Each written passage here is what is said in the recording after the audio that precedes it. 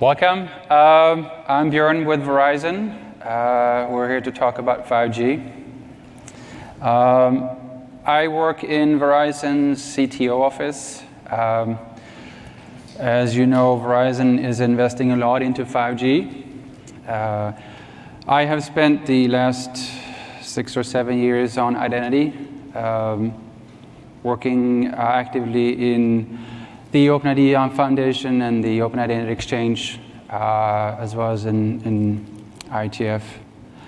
What we're going to talk about today is what's changing with 5G, and specifically to a more user-centric view that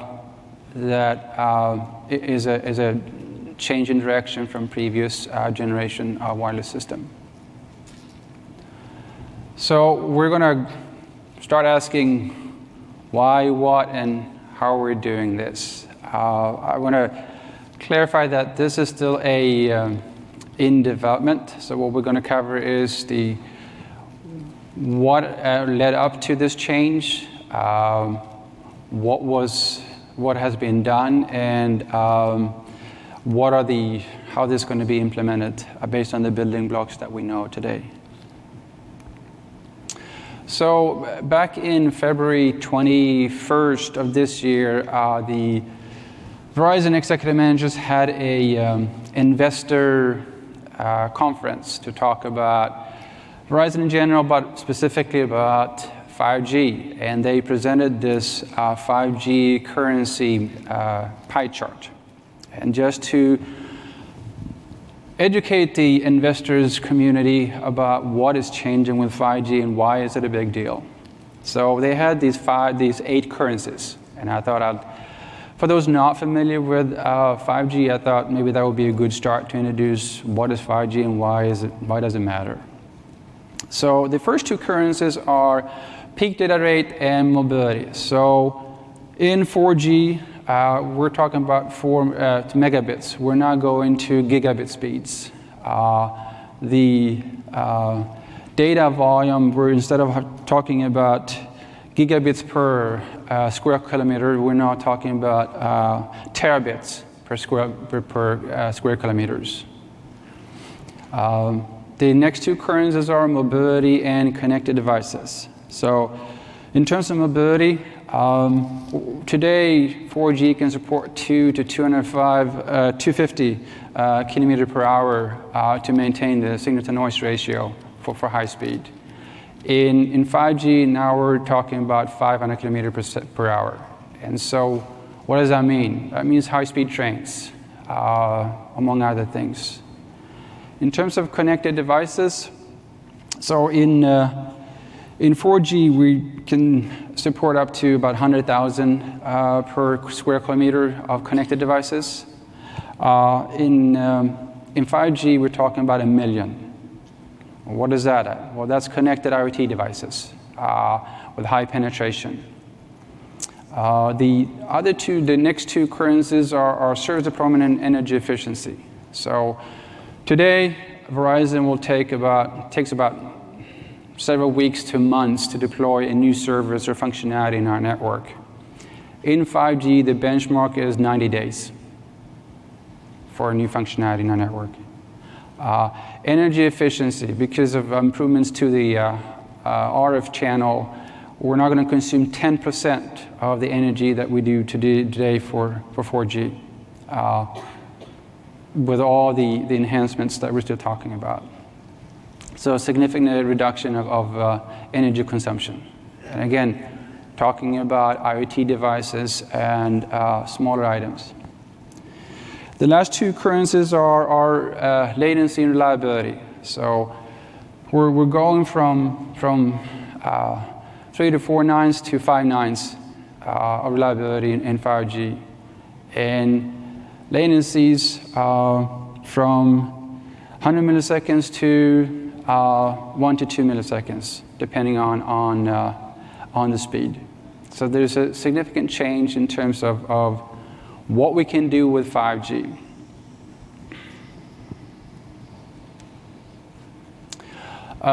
So there's been some significant changes into the 5G network, the core network.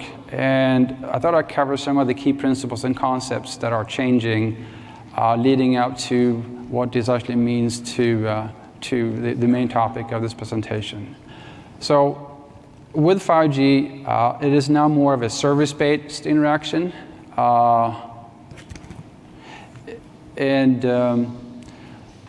You separate you have control plane network functions and now authorized to talk to different network functions. So in 4G, we have specified interfaces, and that's the only way for one network function to talk to another network function.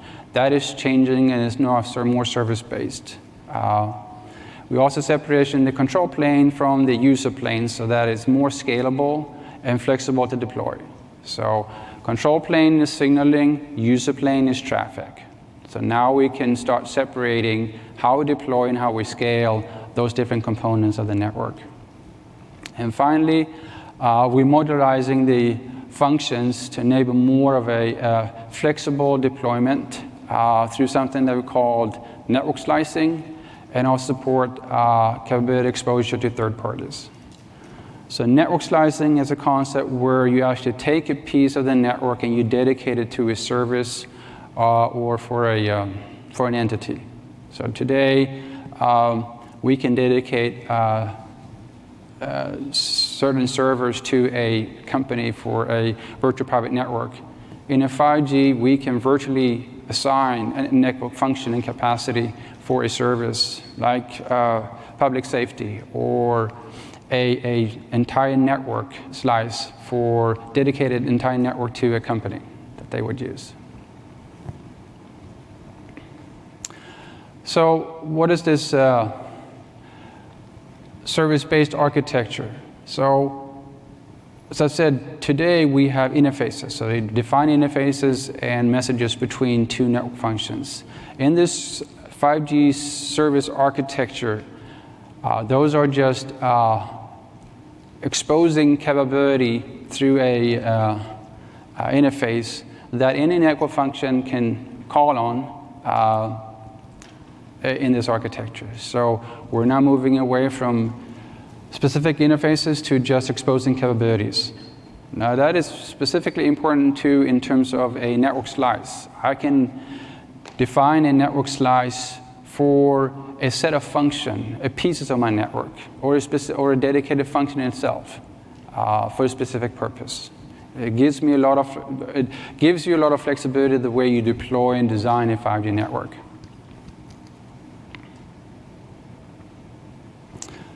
So when the requirements for 5G, and specifically for identity management, was defined, it started with an organization called the Next Generation Mobile Networks that looked at defining a vision focused around business context and based on use cases and business models and value creation. And looking at a user-centric view and how identity would play into that, which is very different from 4G, where we define functionalities, in essence, how you route from A to B. This view was more about how are we going to use the service, rather than just here's the pipe. And looking at the user rather than a subscriber. How do we use this network? In IoT, for example, the endpoint is not necessarily a user. It may be associated with a user, but it's an entity. So based on that work, GSMA, who is an industry organization, developed some use cases based on IoT, and also defined a service and layer agnostic identity as an abstraction layer for 5G, and provided that input into 3GPP, which is the main standards organization that defines the functionality that goes into a mobile network. Now, the 3GPP took this and then created studies on user-centric identifiers and authentication, And also, out of that came some requirements that was centric around user identity and authentication. And later was flown into an architecture development for how you would take those requirements and impacting the architecture. So this identity as an abstraction layer in 5G, as I said, was a server. The requirement was a service and layer agnostic identity. So what does that mean? So an identity that bridges between network and access technologies. An identity that bridges between different services offered by different providers. An identity that bridges between operator and other identity providers, and also different business propositions. This 5G IAM architecture needs to abstract from domain-related identifiers and network technologies. That was the result of some of these requirements. So part of this study item within 3GPP was to define some of the basic concept and relationship within 5G identity management. And so this picture comes out of one of the technical reports, and it defines a user that can be represented by a user identity and identified by a user identifier or associated with a set of attributes. Now, reason why this is important is because up to this point, there was no concept of a user. There was a subscriber and a subscription, and that was it. So this takes out and defines what is actually a user.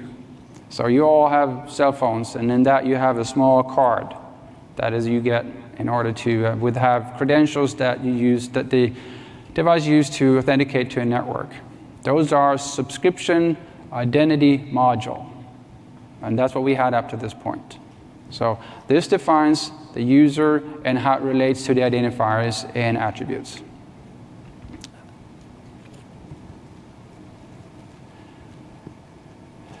So part of the work within 5G was then to define a more of a user-centric authentication layer.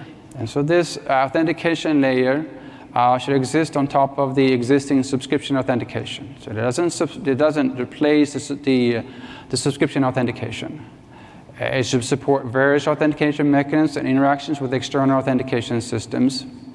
So there are use cases defined that have a endpoint not being a 5G endpoint. And that should still be support within this user-centric authentication layer. It should not replace the existing subscription credentials. So there can be additional credentials that you use for user authentication. And it should still support a service and layer agnostic identity of the user. Okay, so what are the use cases then? So some of the use cases that was defined was sharing of devices and service configuration of a shared device. You could see where you have a device that is shared among a set of members, whether those are in a professional setting or a family setting. And each of them, when they logged in or authenticated to the device, will get their preference downloaded or configured on their device. It should also be able to authorize access to one's resource. Again, a new concept.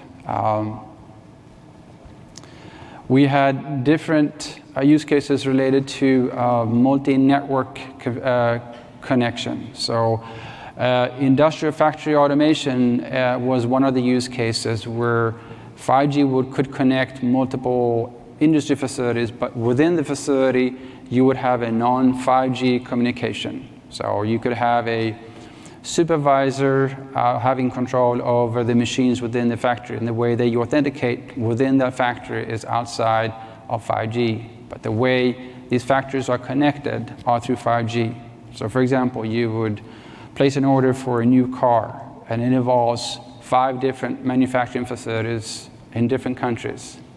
And you manage this ordering system to ensure that this car is produced in a timely fashion in 5 different factories to become one piece. We had, again, several users of devices such as IoTs or wearables or behind one gateway. So that could be a smart home where the communication within the home was non-5G, but the way the home was communicating with the outside world was through the 5G system. And again, access to non-3GPP devices. So that would be, again, a local authentication of a device that is non-5G. And then we also had use cases on slice authentication by third parties. There could be pieces when you define a network slice being a piece of the network being 5G and the rest of it was not. And they should be able to interact with each other. And again, a slice can also represent a tier of service that you could define gold, silver, bronze services. Each of them would have their own separate slice. And that could have different authentication mechanisms or functionalities.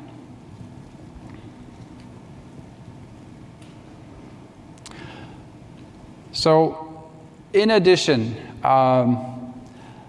as it applies to this user-centric view and the mechanisms to support that, within the 5G network core, the 5G network function service access and third-party application functions authorization are based on the OAuth 2.0 framework.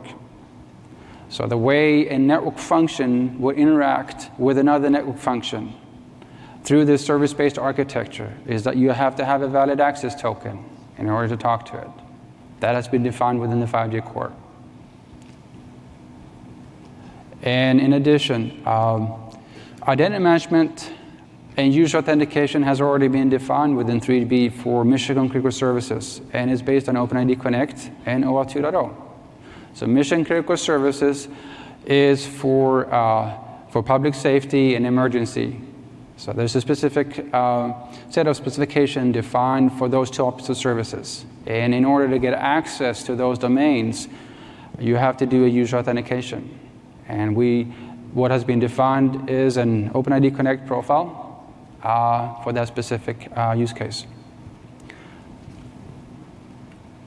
So in summary, the 5G vision focuses on business context based on use cases, business models, and value creation with a user-centric view. The concept of user identity in 5G system has been defined, agreed upon, and we're now working on the architecture for this. And finally, some of these basic building blocks to support this 5G user-centric authentication layer already exist. We have OAuth 2.0 already as a basic framework within the 5G core. And we also have defined and introduced and defined OpenID Connect already as part of a 3GPP service.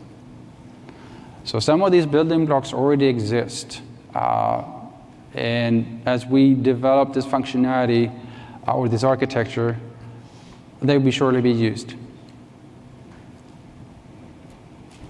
And that's all I had today. Any questions?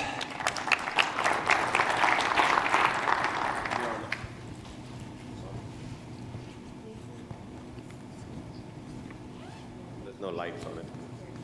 Oh, it's working now. It works. It works. I got a question on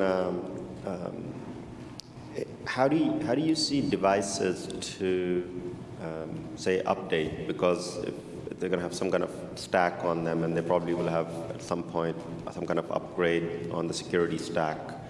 Does 5G talk through or specify how devices should upgrade, or their authentication stack especially, and their integrity of the data itself?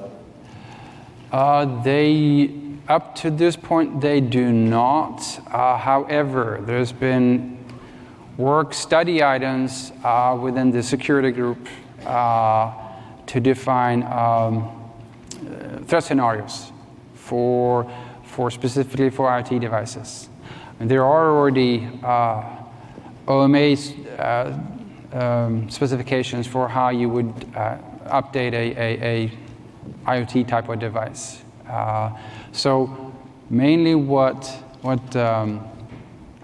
3GPP has focused on is how do you ensure that the authentication credentials are not compromised or as such. They have not spent any time on how do you ensure that the IoT device is not penetrated. Doesn't mean that there's not other organizations that are doing it. So Global Platform is doing a lot of work in terms of ensuring the integrity of the endpoint. Obviously, FIDO is spent time on ensuring that the user authentication credentials are safely stored and not compromised. So there are organizations that are looking at the integrity of the endpoint, but the scope of what 3GPP is doing is to ensure that when you do network authentication and also support user authentication, that is still a secure environment.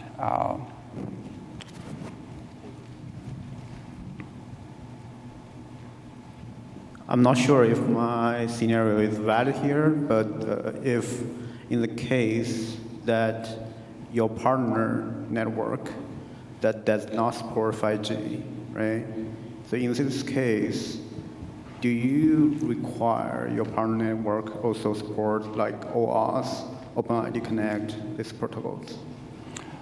So are you talking about the scenario where I have a network slice and it interacts with a third party, or are we talking about the way you expose capability to a third party?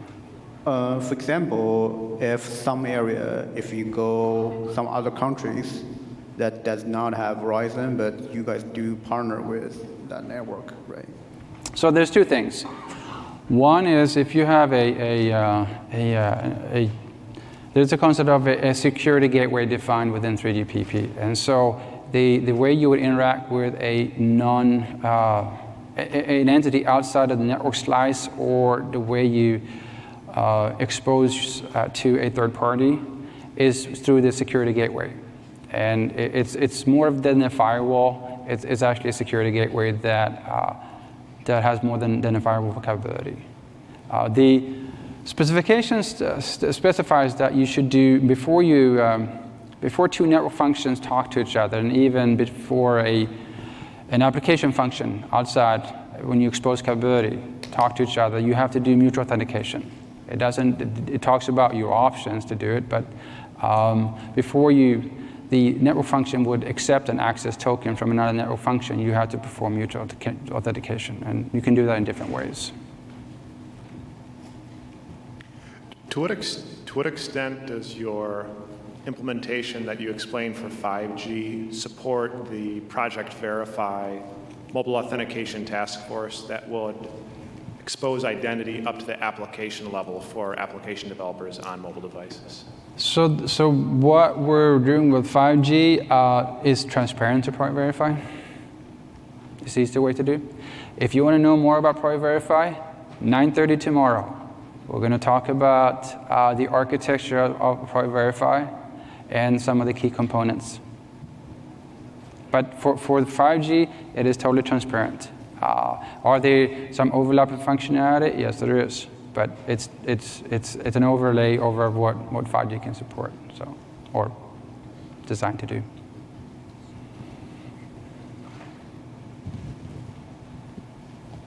That's it? No more questions? All right, that was easy.